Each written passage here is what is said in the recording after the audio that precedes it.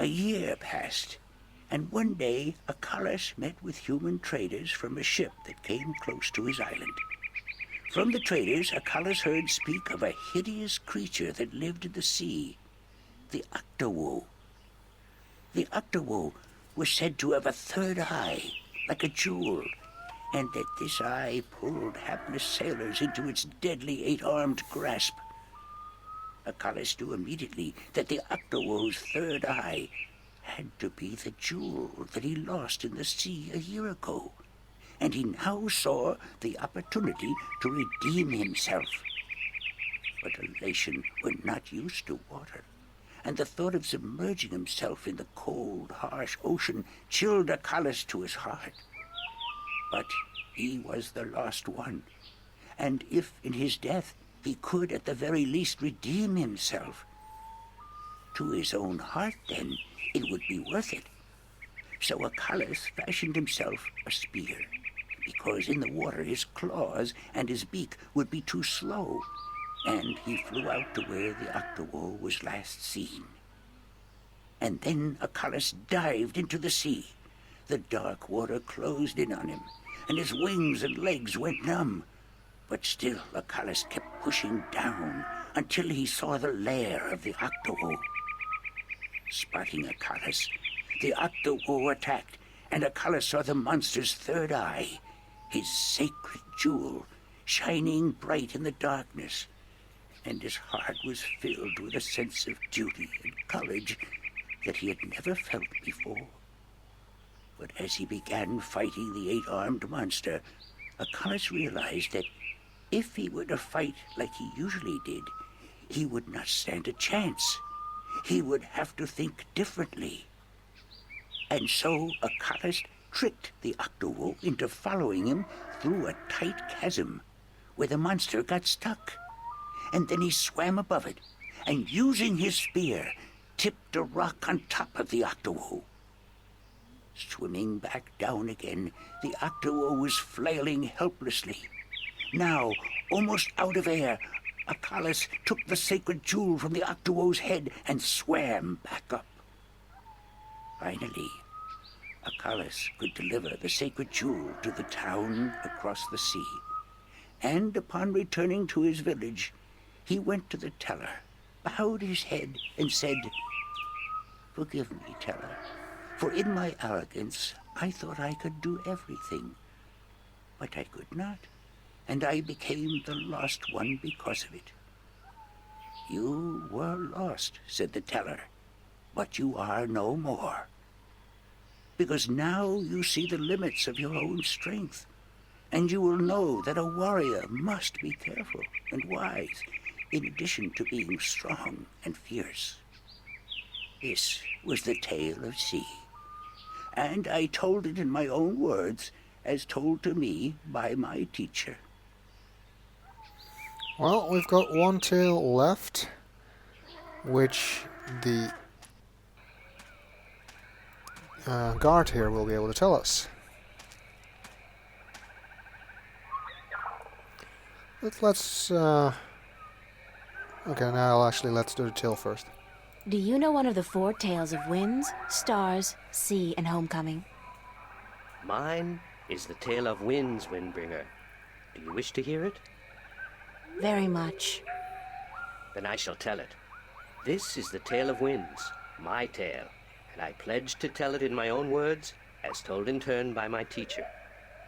In the village of Karan, in the mountains of tall winds, there lived a young Elation woman named Iwana. Iwana had one desire above all others, to soar higher and farther than anyone else. And even though her wings were no broader, nor her body sleeker than anyone else's, she pursued this foolish desire without rest.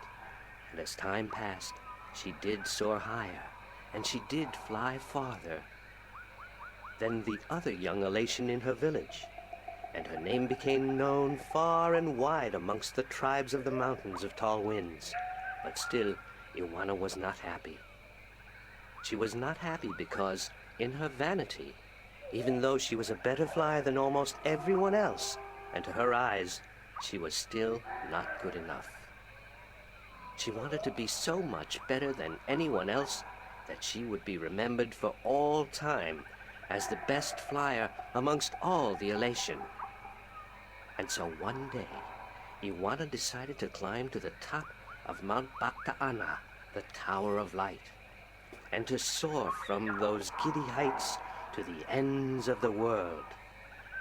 Her friends and her family pleaded with her not to, because every elation knew that to soar from such heights was dangerous, that at such heights the air was thin and the winds treacherous. But Iwana would not listen, and on a cold and clear morning she climbed up the Tower of Light to the rock and the ice at the very top. From there she could see to the ends of the world. And it brought tears to her eyes to know that now, finally, she would be greater and better than any elation before her. And so Iwana spread her wings and leaped off the mountain. Those who watched her from far below said that for a split moment Iwana soared, and she soared higher and farther than any elation before or since. But then the treacherous winds caught a hold of her, and the thin air made her plummet towards the ground, and to fall to her death amongst the rocks at the base of the mountain. In her vanity, Iwana could not see beyond her desire to be the very best. And vanity always stands to fall.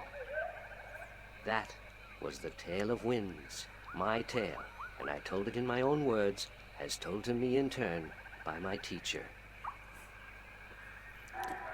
Let's tell him about the girl. So, Isam, that's your name, isn't it? Yes, Isam of Tamar. A good-looking guy like you must get a lot of attention from the girls, right? Are you asking me for courtship? It did sound like that. Me? No. Wings don't do anything for me. No, I was just thinking, maybe you had your eye out for somebody special? I'm without a mate. The women of Tamar are cold and unfriendly, and whenever I try to talk to one of them, she ignores me. Even Nima? Nima? No, she's too pretty for me. She won't appreciate my attention. This is like high school. Trust me, Isam. You go talk to her one of these days, and I'm sure you'll find you have a lot in common. Just be yourself, okay? You think so? Perhaps you are right. I will do as you say, Windbringer. Thank you. Thanks for your help. Not only are we saving the world, we are also bringing together young Elation men and women. Okay. Yes, every savior needs to have a hobby. Well, we'll continue in the next video.